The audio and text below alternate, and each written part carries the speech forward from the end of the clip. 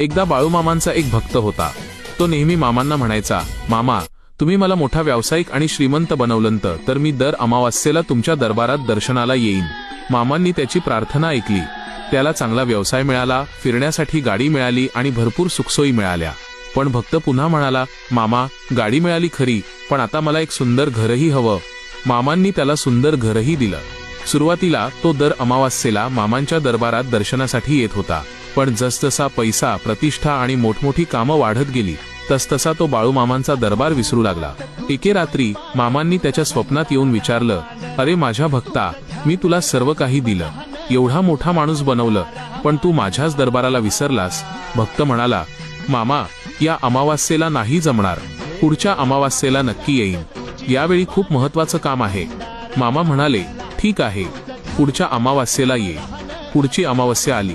मामांनी पुन्हा विचारलं, अरे भक्ता यावेळी तरी येतोयस ना?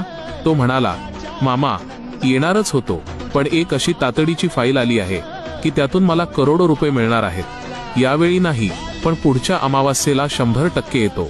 पुन्हा अमावास्या आली, पण यावेळी तो हॉस्पिटलमध्ये होता।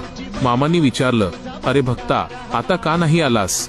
तो रडत म्हणाला, मामा मी तर येणारच होतो, पण माझा मोठा अपघात झाला, आता मी चालूही शकत नाही।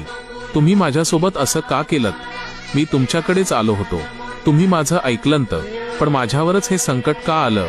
तेव्हा बाळूमामा हसून म्हणाले, ऐक माझ्या भक्ता, तुझ्या पूर्वजन्माच्या कर्मात याहूनही मोठं दुःख लिहिलं होतं। तुला या जन्मात अतिशय गरिबी, हालपेष्टा आणि दुःखाचं जीवन जगायचं होतं, पण तू माझ्या चरणी आलास, माझ्यावर श्रद्धा ठेवलीस, म्हणून मी तुझं नशीब बदललं।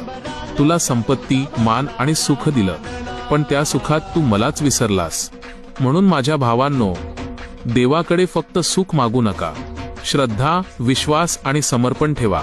मनापासून म्हणा, हे बाळूमामा माझ्यासाठी जे योग्य असेल तेच करा। सुख असो वा दुःख, तुमची इच्छा माझ्या हिताचीच आहे। यातच आयुष्याचं खरं समाधान आणि खरं सुख दडलं आहे। जर तुम्हालाही हा विचार मनापासून पटला असेल, जय बाळूमामा।